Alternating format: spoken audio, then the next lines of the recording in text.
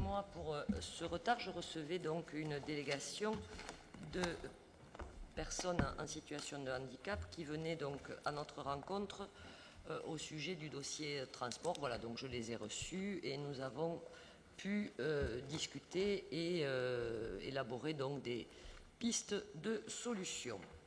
Donc c'est pour ça que je suis un petit peu en retard. Donc sans transition, je vais donc désigner un secrétaire de séance qui pour aujourd'hui sera Madame Gladys Kitegui et lui demander de procéder à l'appel des membres, s'il vous plaît. Bonsoir. Alors, Madame le maire, Traval-Michel et Karine. Simon Arnaud. Moisin Thérèse. Voilà, donc si vous partez, Madame Moisin, j'ai un pouvoir pour Monsieur Ménen. Terrail Marc. Clouscar Martinato Catherine. Briançon Philippe. Casalis Laurence. Saralier Claude. Vaucher Caroline. Excusez, pouvoir à Monsieur Terrail. Vatan Bruno.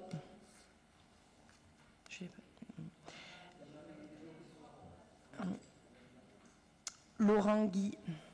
Alvignerie Michel. Flavigny Françoise. Mourgue Josiane. Asprogetis Martine. Ménène Delio. Vergnol Pierre. Malem Elisabeth. Chanchorle Marie-Christine. Darnaud Gilles. Corby Christophe. Amar Isabelle. Chevalier Valérie. Casmarec Éric. Sibrac Chantal. Lemoine François. Kitegui Gladys, oui. Moussaï Aïssam. Oui, absent. Excusez. Moi-même. Jimena Patrick. Boubidi Sophie. Berry Séven Martine.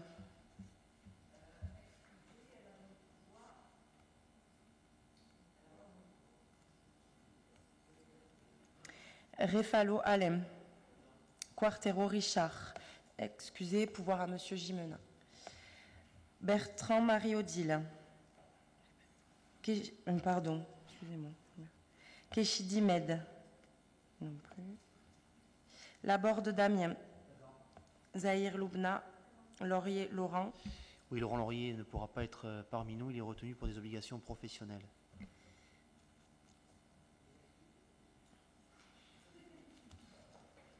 Bicaïs Cécile.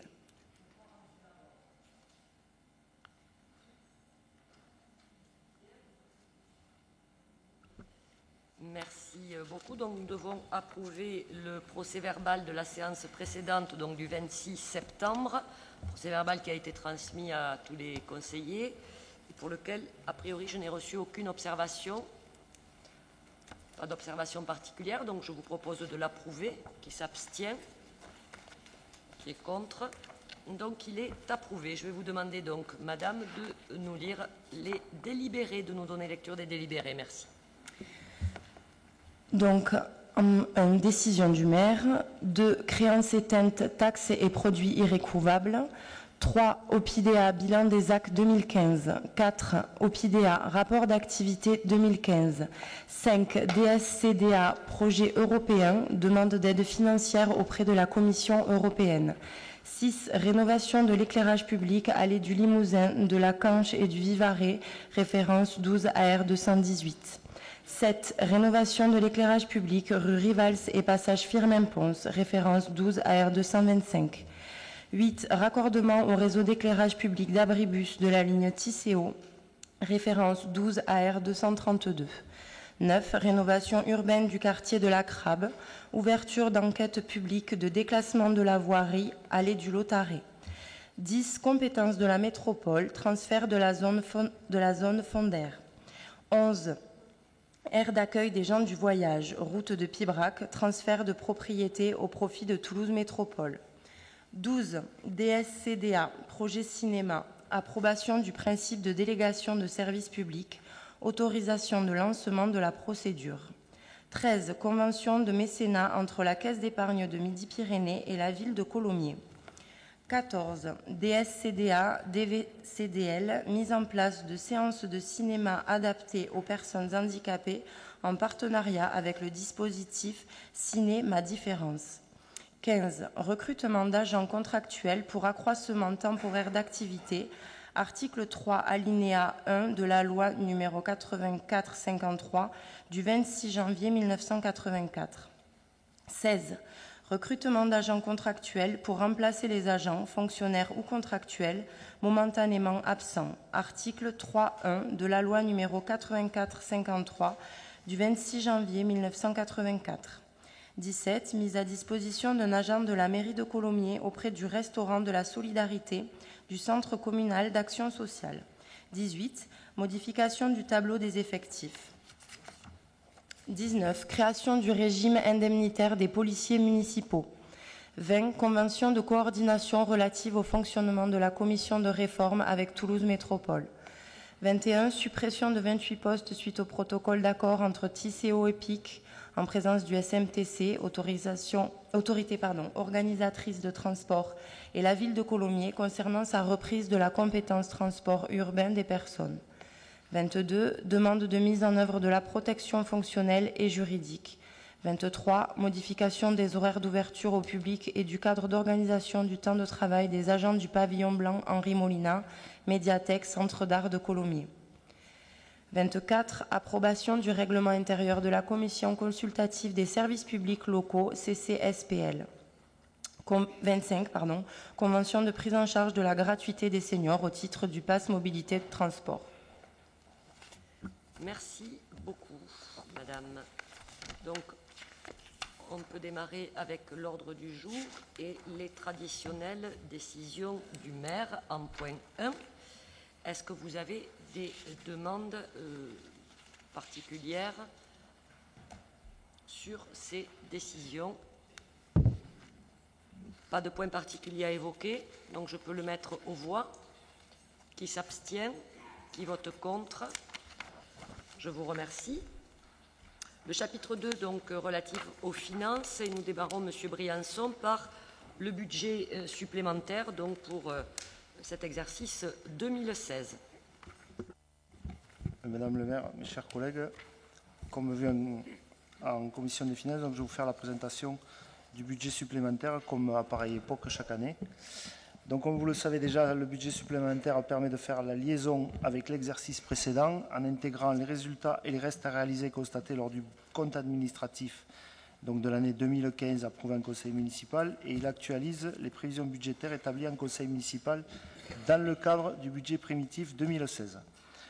Quels sont donc les besoins? Les besoins sont de 514 795 au titre de la section de fonctionnement et de 8 623 373 € pour la section d'investissement. Ce budget supplémentaire s'équilibre donc par une actualisation de la prévision d'emprunt de 4 106 000 pour la portée donc de 9 890 000, c'était la prévision du budget primitif 2016, à 13 996 000. Il faut noter que ceci doit être corrigé des opérations actives de la dette et de la trésorerie, 3 millions en dépenses et en recettes. Et donc la modification de l'équilibre du budget se traduit par une diminution de la prévision d'emprunt d'équilibre de 494 000 €. On peut donc dire que ce budget supplémentaire ne modifie qu'à la marge les équilibres présentés lors du vote du budget primitif 2016 pour l'épargne, moins de 1% d'évolution et un maintien du niveau d'épargne prévisionnelle à 3,3 millions €. La prévision d'emprunt demeure une hypothèse haute, fortement dépendante du niveau de réalisation du programme d'équipement dans l'année 2016. Donc vous avez, page 2, le tableau récapitulatif de ce budget supplémentaire qui reprend les résultats tels qu'ils ont été dégagés lors de l'approbation du compte administratif 2015. Et je vais vous détailler rapidement les éléments structurants du budget supplémentaire 2016 depuis le vote du budget principal en début d'année. Pour les besoins de fonctionnement, en ce qui concerne les dépenses, nous allons donc retrouver des charges à caractère général, des dépenses relatives à la formation des agents, l'achat de petits équipements dans le cadre de l'insertion des personnes handicapées, la maintenance des équipements numériques, des prestations de dépollution et décontamination notamment, si je me souviens bien, suite à un incendie, l'organisation du forum des associations, des atténuations de produits, des charges financières, réduction des crédits inscrits au titre des intérêts, des charges exceptionnelles, des ajustements de crédits affectés au contentieux et la bourse de mobilité versée au job d'été au Québec.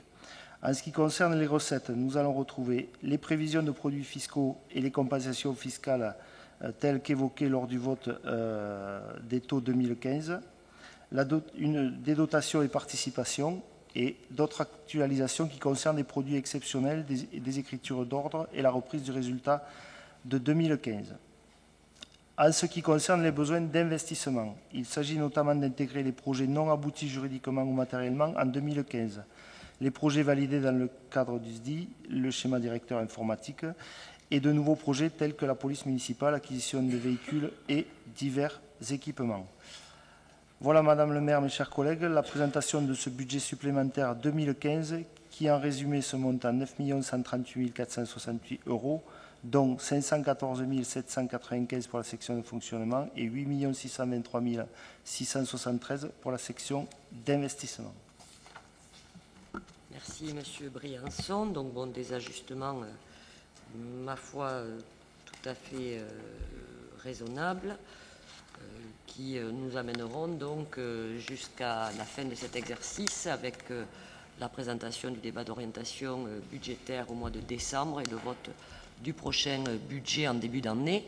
Est-ce que vous avez des demandes ou compléments d'informations, des observations sur ce budget supplémentaire?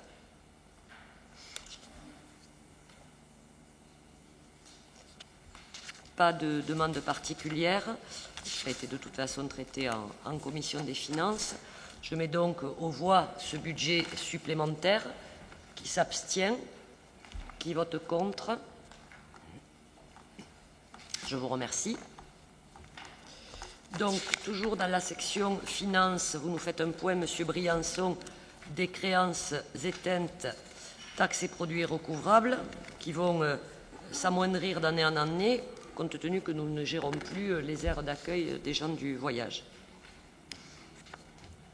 Effectivement, Madame le maire, mes chers collègues, donc nous allons retrouver des créances éteintes pour un montant de 39,13 € et des taxes et produits recouvrables pour un montant de 2 297,43 €, encore essentiellement l'accueil des gens du voyage, mais comme vous le disiez si pertinemment, ça devrait rapidement s'éteindre, puisque ce n'est plus nous qui gérons l'air, mais Toulouse Métropole.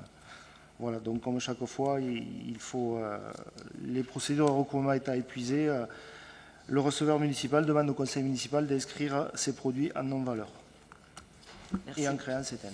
Merci beaucoup. S'il n'y a pas d'observation particulière, je mets aux voix. Qui s'abstiennent, qui vote contre? Je vous remercie. On passe au chapitre des aides financières. Et Monsieur Ménen, vous nous présentez une demande d'aide financière de l'État pour des travaux de mise en accessibilité des ERP, donc qui vient régulariser finalement. Oui, c'était certainement Madame Moisan qui devait présenter ce point, mais en son absence virtuelle. Oui, merci Madame le maire. Je rentre de congé, je vais un peu oublier. Excusez-moi. Donc, effectivement, le nombre de bâtiments communaux... Ce ne sont que des bonnes nouvelles, monsieur Ménen. Oui, ne vous inquiétez pas. Le nombre de bâtiments communaux nécessite des travaux de remise en conformité conséquents, notamment sur le plan de l'accessibilité aux personnes à mobilité réduite, personnes handicapées, durablement ou ponctuellement, personnes âgées ou personnes avec des très jeunes enfants, par exemple.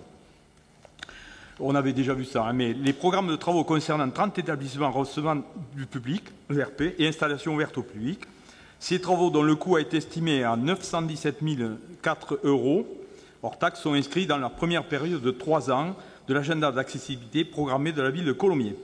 Une dotation spéciale destinée à accompagner l'investissement des communes et des intercommunalités a été créée par l'État dans le cadre de la loi de financement 2016. Aussi, la commune a sollicité auprès de cet organisme une aide financière au titre du Fonds de soutien à l'investissement public local pour ces travaux de mise en accessibilité des ERP et des IOP communaux.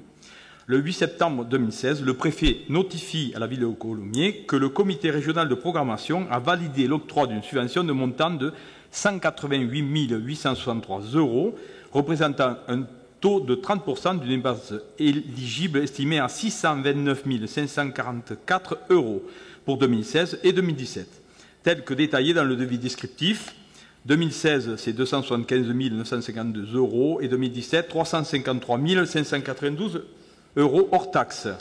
Pour établir l'arrêté attributif correspondant, la préfecture de région a besoin de disposer d'une délibération conforme au plan de financement retenu.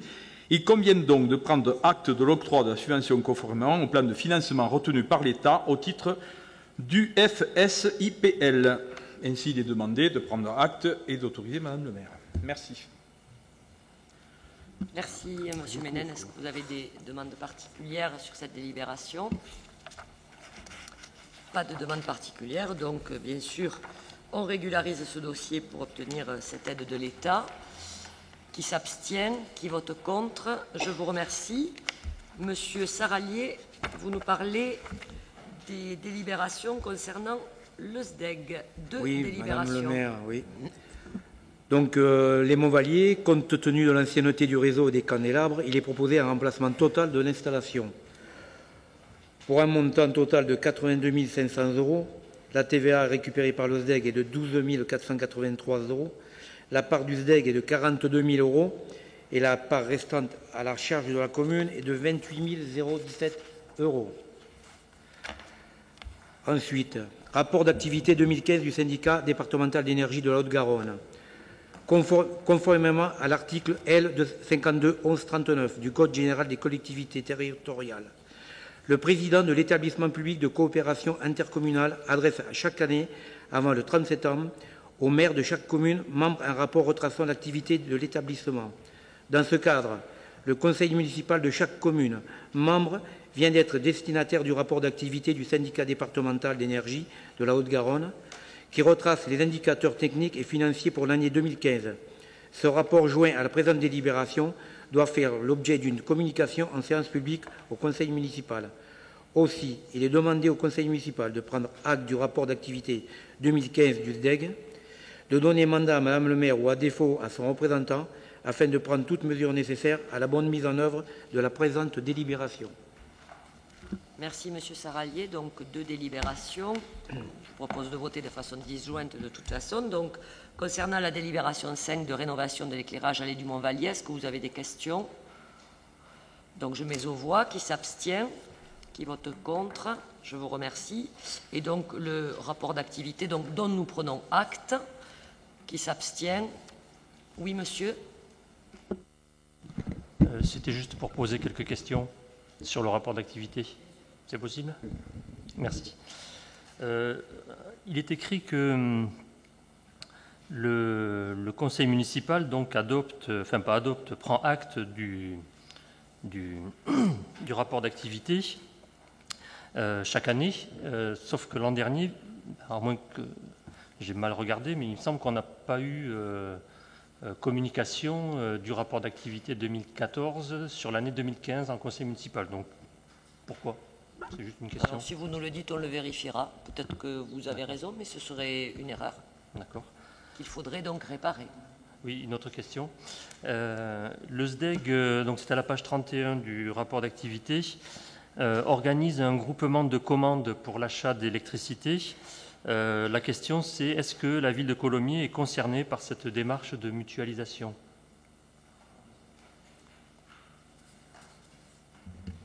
Pour l'achat de l'électricité, nous on passe par... Attendez, j'ai la réponse, je vais vous la donner.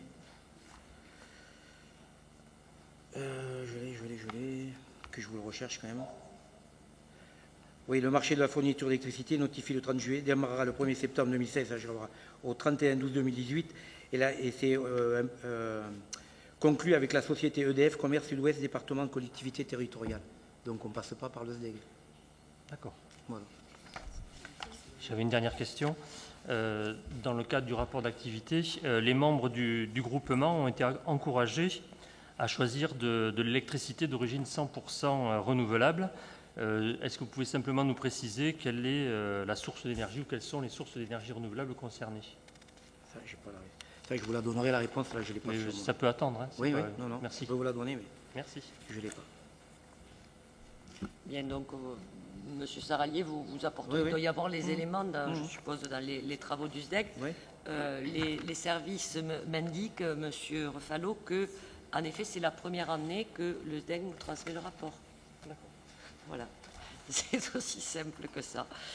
Donc, certainement que c'est à eux de nous le transmettre Oui, pour voilà. que nous en prenions acte. Et il semblerait que ce soit la première année. Alors, pour quelle raison, je n'en sais rien. On pourra tout à fait poser la question. Voilà. Et j'ai bientôt on a une réunion des membres du bureau, je poserai la question. Merci beaucoup. Donc, je mets aux voix. Nous prenons donc acte. Qui s'abstient, qui vote contre. Je vous remercie. Et donc, nous terminons avec un chapitre donc divers. Et Monsieur Lemoine, donc vous nous parlez de la grille tarifaire et de la convention pour mise à disposition de bureaux de la mijoteuse. Monsieur Lemoine. Madame le maire, mes chers collègues, cette délibération s'inscrit directement dans la mise en œuvre d'un axe de notre projet politique qui était de voir se développer sur le territoire columérin l'économie sociale et solidaire. Pour rappel, cette économie sociale et solidaire visait à développer 3 axes essentiels, l'emploi, l'insertion et la qualification, évidemment, le développement durable et la dynamisation du territoire. C'était les objectifs politiques que nous affichions sur la création et le développement de l'économie sociale et solidaire sur le territoire.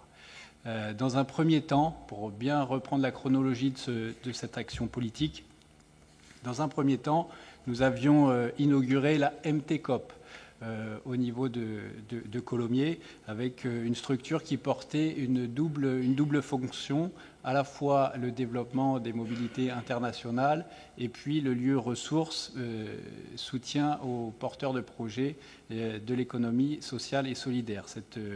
Cette structure a été inaugurée, on se rappelle, par Carole Delga, alors ministre secrétaire d'État de l'économie sociale et solidaire.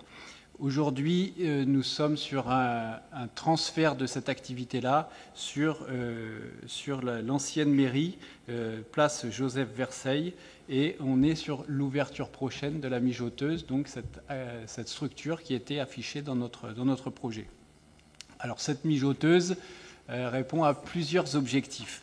Quels objectifs ? D'abord, être une activité, une structure en action et en soutien à tous les porteurs de projets qui s'engagent dans la dynamique de l'économie sociale et solidaire.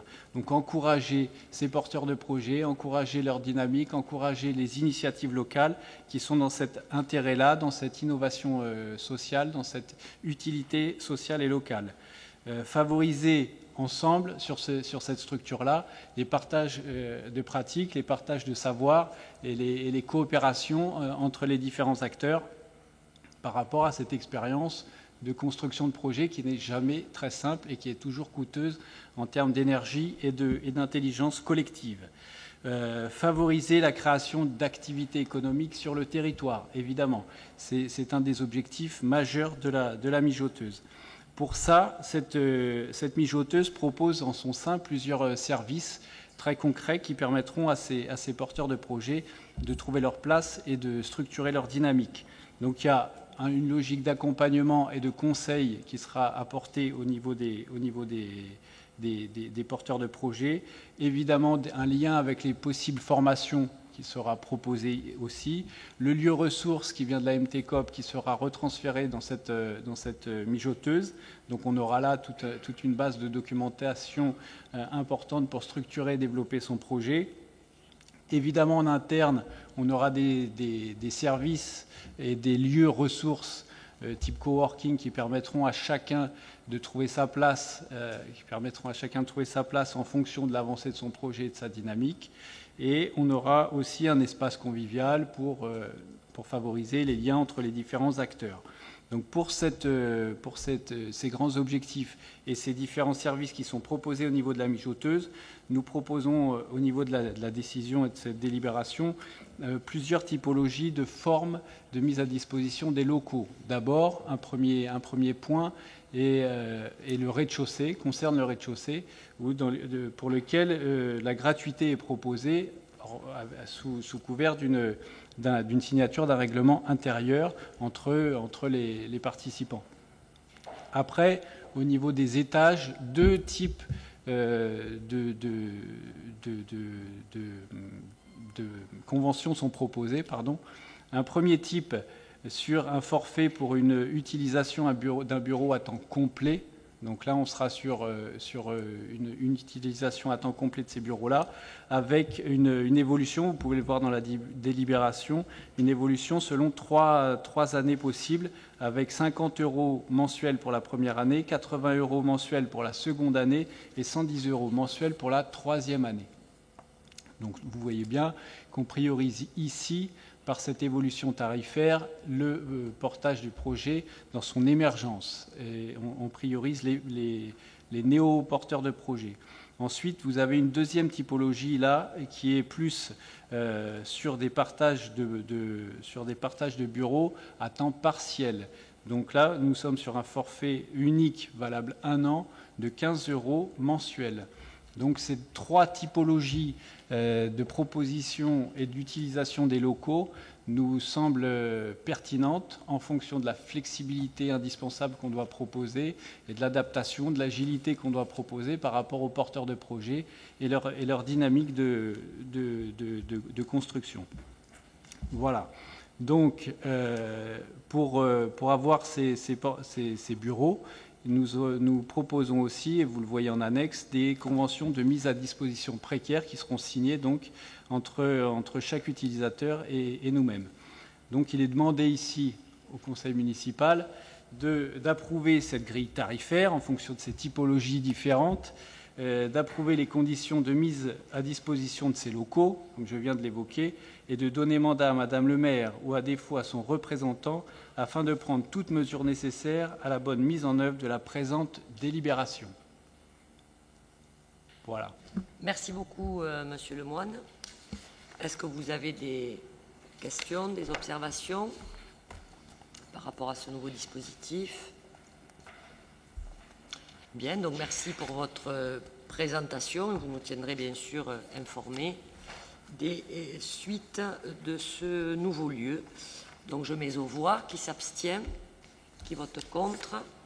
Je vous remercie. Et donc nous terminons par une dernière délibération qui concerne encore une fois le dossier des transports, pour vous demander en effet de me donner mandat pour solliciter auprès de la DREAL l'autorisation d'exercer la profession de transporteur routier de personnes en créant une régie de transport utilisant 2 véhicules maximum, uniquement dans le but de transporter les enfants ou les très jeunes enfants dans le cadre donc des transports que nous exécutons au titre de notre compétence éducation, enfance et jeunesse.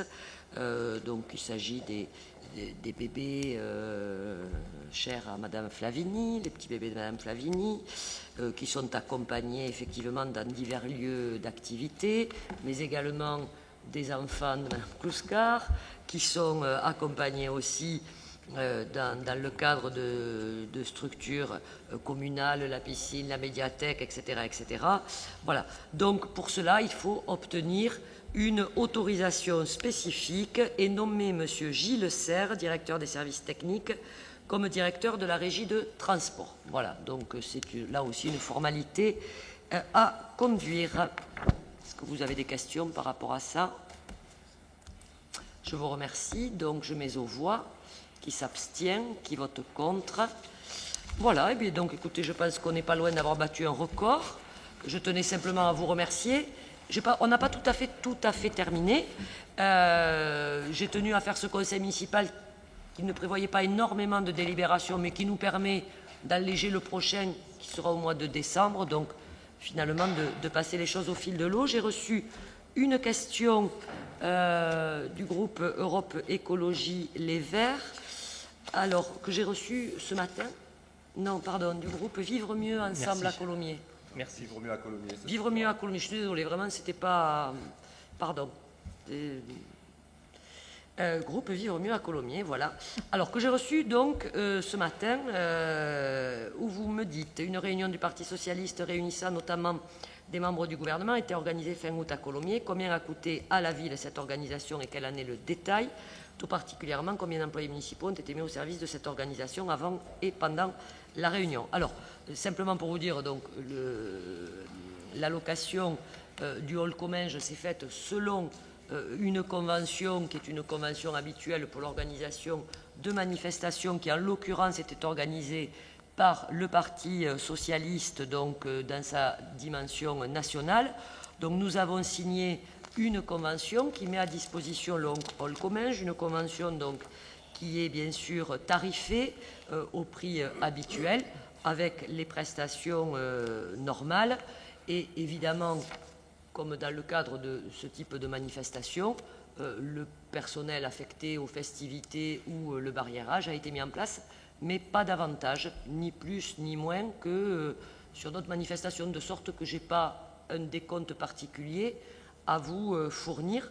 Vous dire simplement que toutes les prestations ont été bien sûr payées, tarifées par la structure du Parti socialiste concernant la sécurité, concernant toutes les prestations annexes bien entendu, et suivies puisqu'il s'agissait également d'un déplacement des membres du gouvernement par la préfecture pour tout ce qui concernait la sécurité. Voilà.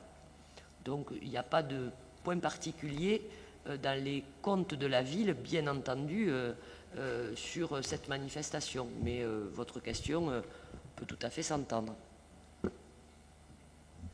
Oui, et simplement, il n'y a pas eu une location de barriérage, parce que je ne pense pas que la commune soit dotée d'autant de barrières, d'une part, et d'autre part, il n'y a pas de location de barrières payée par la ville, pas d'éléments de décoration au sein du hall Comminges qui aurait été financé par la ville, comme du tissu, des choses comme ça. Vous dites que non, hein? Du tissu? Oui, je ne sais pas, je pose une question. Non, non, non. D'accord. Non, non, tout a été financé par, bien sûr, les organisateurs de cette réunion. Il y a eu les barrières, donc c'était les barrières de la ville, peut-être des barrières de Toulouse Métropole. Oui, Toulouse Métropole a prêté des barrières. Le surplus de barrières, donc, on me dit, a été prêté par Toulouse Métropole. Et ensuite, bien sûr, comme vous devez le savoir, hein, sur l'organisation de meetings de cette dimension-là, ce sont les organisateurs qui amènent tout l'agencement du meeting. La décoration, les estrades, les éléments de décoration, y compris les éléments de sonorisation, sont amenés. Vous avez peut-être dû voir les grands camions qui arrivent et qui font les déplacements pour l'organisation de ce type de meeting. Voilà.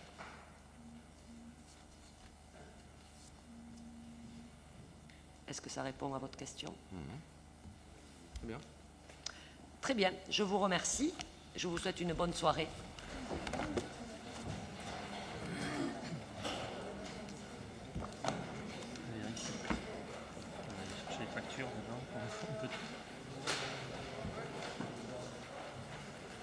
Bon, mon ami.